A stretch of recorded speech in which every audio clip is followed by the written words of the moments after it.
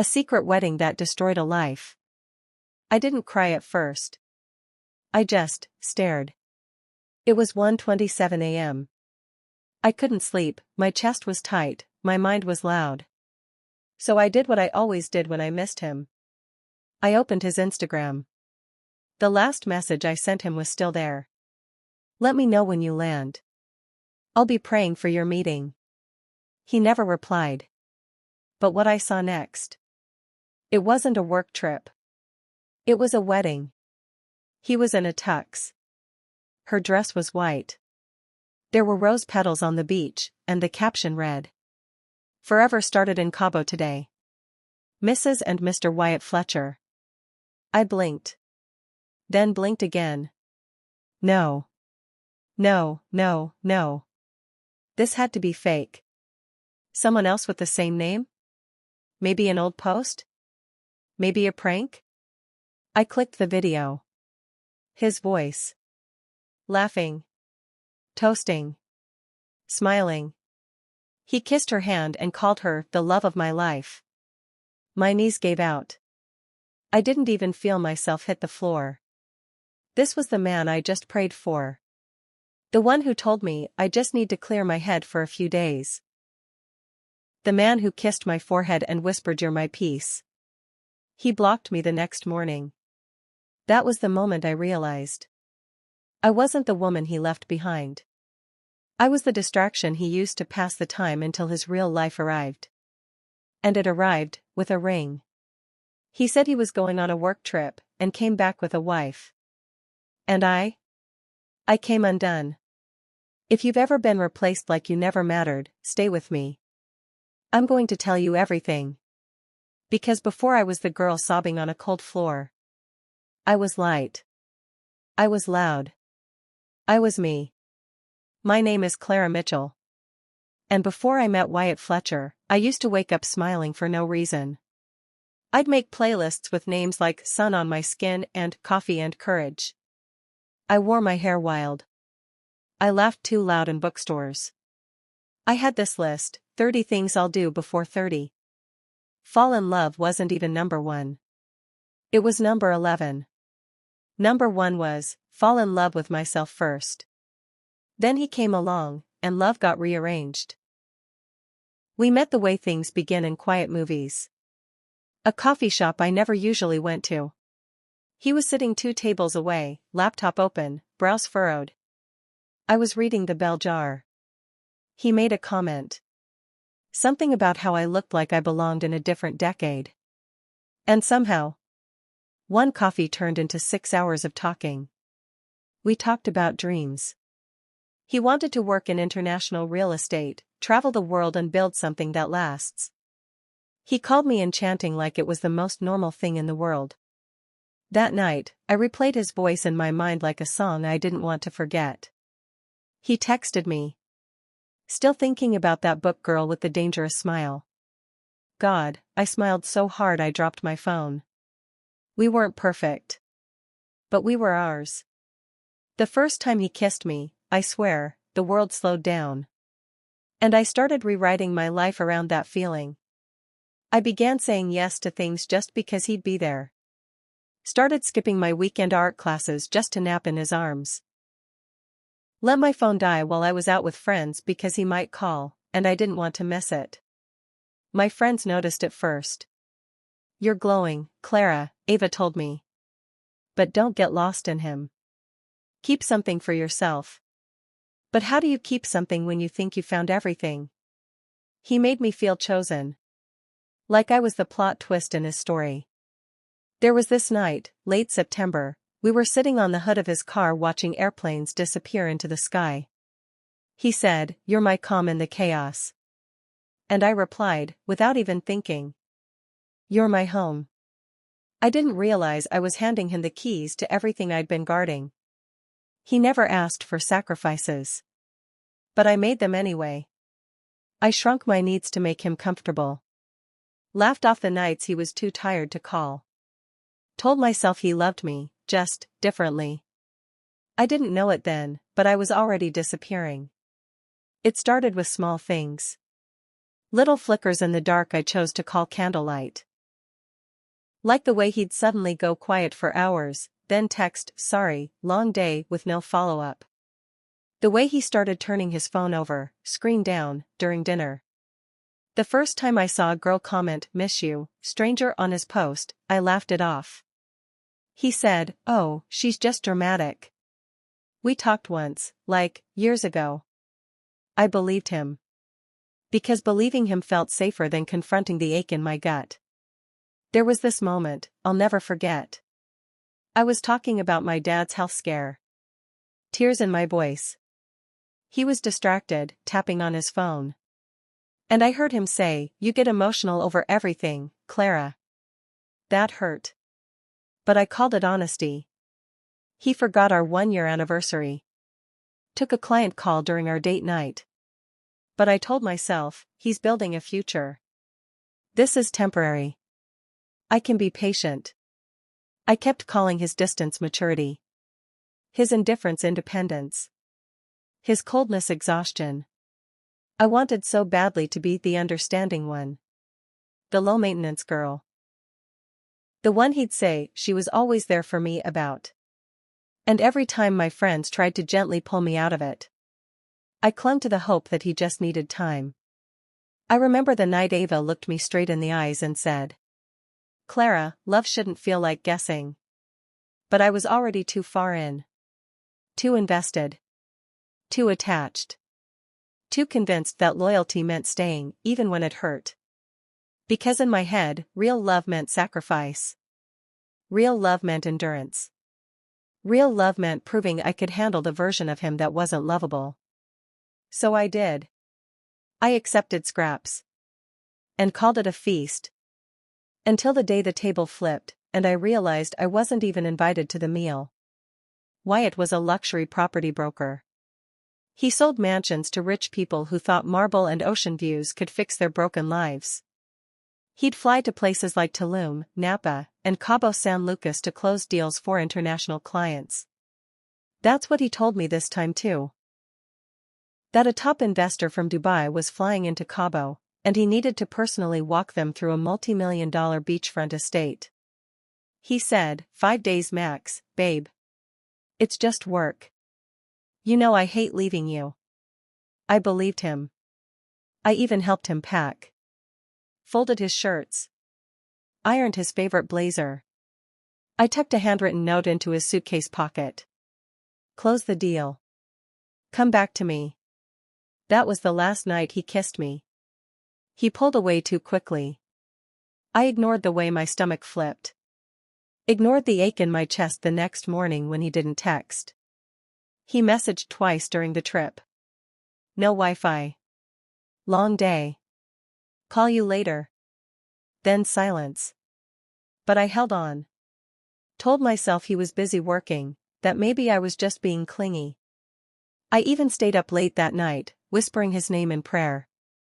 And then, 3 days after he got back, no call, no "I'm home," no flowers or apology for going quiet. I opened his Instagram. 1:27 a.m. I couldn't sleep. My heart felt tight for no reason I could explain. I missed him. I just wanted to hear from him. His profile was still public. I tapped it. And that's when everything inside me went silent. There it was. A wedding post. A perfect beach backdrop. White sand. Red petals. A line of white chairs. And him, in a tuxedo. Holding another woman's hand. The caption burned itself into my memory like a scar. "Forever started in Cabo today. Mrs. and Mr. Wyatt Fletcher." I blinked. Scrolled. Watched the video. He was smiling. Laughing. He twirled her under string lights and kissed her shoulder. He raised a glass and toasted, "To the love of my life, my wife." My body couldn't move. I couldn't even cry. I just sat there, phone slipping from my hand to the floor. My lungs forgot how to breathe. I had just sent him off with a kiss and a prayer. I thought I was loving a man through a stressful work week. He was marrying someone else. Then my phone buzzed. A DM from Ava. No words. Just a screenshot. It was from Facebook, Hannah's mother's post. So proud of my daughter and her new husband Wyatt Fletcher. A love story 10 years in the making. 10 years. They had history. While I had fairy lights and delusion. I texted him. One line. You got married? He left it on read. I called. 3 times. The 4th, he answered. There was no shock in his voice. No remorse. Just boredom. He said. I didn't want to hurt you, Clara. It just made sense with her. We've known each other forever. I asked him. Then what was I? His voice didn't even flinch. You were what I needed at the time. My heart split in half. Because that's when I realized. I wasn't some heartbreaking goodbye. I was a placeholder. He didn't say goodbye. He hung up. Blocked me the next day. But not before one final blow. A mutual friend messaged me a few days later. I overheard him saying you were just someone he used to talk to. Just someone he used to talk to. That's who I became. After 2 years of love, sacrifice, belief, and hope. He said he was going on a work trip. And he came back with a wife. And I came undone. Not in a loud, dramatic way. There was no yelling, no slamming of doors. Just silence. Deep. Swallowing. Paralyzing silence. I stopped talking. Stopped answering calls. Stopped brushing my hair. I didn't eat for 2 days. And when I did, it was cereal, dry, from the box, because even spoons felt too heavy. I slept with my phone pressed to my chest like it might buzz with a message. I made a mistake. I was scared. I still love you. But it never did. He blocked me on everything. Erased me like I never happened. And somehow, I started erasing myself too. I stopped going to class. Turned off notifications. Unplugged my fairy lights, the ones he helped me hang the night he said, I feel safest here. My world shrunk into the 4 corners of my bed. I watched the same voice note from him over and over. The one where he called me his peace. I knew every breath. Every pause. Some nights, I played it on loop while I cried into my pillow, mouthing the words like a prayer. Like if I said it enough, he'd come back. But ghosts don't answer prayers. I tried to talk to my mom about it. She just said, if he married someone else, then he was never yours to begin with. But that didn't help. Because I was his. Even if he never claimed me. Even if I was just an emotional Airbnb while he waited for his forever home. Ava tried to pull me out of it. She brought soup. Stayed on my couch. Tried to make me laugh. But I wasn't there. I disappeared. And the worst part? No one noticed. Everyone was so excited about his wedding. Congratulating him. Commenting heart emojis. Calling them goals. Meanwhile, I was curled up on my bedroom floor. A love story no one ever clapped for. I checked his wife's page too many times. Compared our bodies. Our smiles. Our captions. She looked like everything he said he didn't want. And everything he secretly wanted all along. I started to wonder if I had been the other woman. If I was the interruption in his fairy tale. The filler episode before the finale. I deleted my own account. All the photos. Even the ones where I was alone, because I could still feel his shadow next to me in them. And that's when it hit me. He didn't just leave. He left me inside myself, and now I couldn't find me anymore. And for a while, I stayed lost. I lived half awake. Half alive. Floating in the echo of a story that never truly belonged to me. Until one day. I saw them. I wasn't looking for it. It just happened. A friend from college tagged him in a video. Some casual rooftop dinner. Laughter. Wine glasses. He was there. With her. His arm draped over her chair. She leaned in to kiss his cheek. But it wasn't the kiss that broke me. It was his smile. Like nothing ever happened. Like I had never happened. That was the moment something inside me snapped. Not in anger. Not in rage.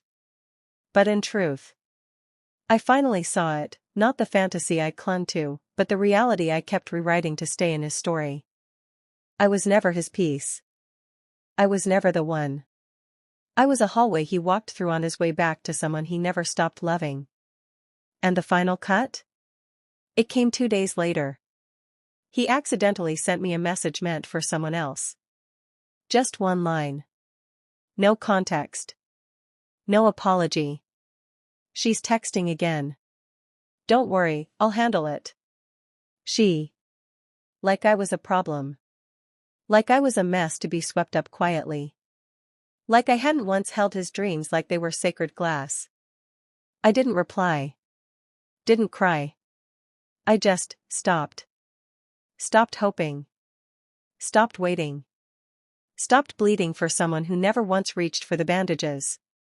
That was the day I stopped being the girl who begged for answers. And started being the woman who buried the lie. I didn't come back with fire. I came back with quiet. No loud declarations. No revenge plans. Just breath. The kind of breath you take after you've been drowning for too long. It started small. I got out of bed and opened the blinds. The light hurt, but it was real. I washed my sheets. Took down the Polaroids. Deleted his number, not out of anger, but out of mercy. For myself. I opened a new journal. Wrote my name over and over again until it felt like mine again. Clara Mitchell. Clara Mitchell. Clara. No more his girl. Just Clara. I went for walks, slow, quiet ones. No music. No headphones. Just the sound of my footsteps finally going in a direction that wasn't toward him. I stopped checking his page. Stopped stalking hers. They no longer had a right to ruin my peace on a random Tuesday. It wasn't linear. Some days I still woke up with tears in my throat. But they didn't drown me anymore. I let them pass. Like weather. I went back to art class. Started painting again, not for anyone to see, just to feel. One afternoon, I painted a girl with wild hair and bare feet standing in the rain. My teacher asked who she was. I said, someone I used to be. Someone I'm becoming again. I started smiling at strangers. Started letting Ava pull me into spontaneous coffee runs and late-night movies. Started saying yes to life again, even if my voice shook. I never confronted him. Never tried to get closure. Because I finally understood something. Closure isn't something they give you. It's something you choose. It's when you stop needing an apology to let go.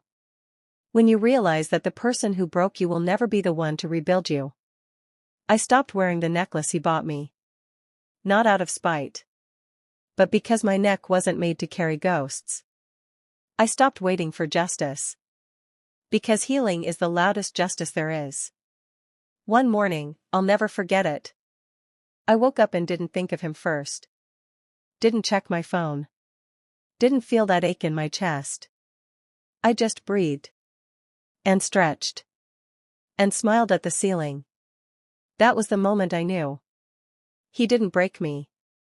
He just introduced me to the girl I forgot I was. That girl, the one I forgot, she had been whispering to me the whole time. Begging me not to shrink. Not to settle. Not to call pain patience. I just needed silence to hear her again. And here's what she reminded me. Never shrink to be loved. If you have to make yourself smaller, quieter, easier to be around, that's not love. That's survival. And love isn't supposed to feel like survival.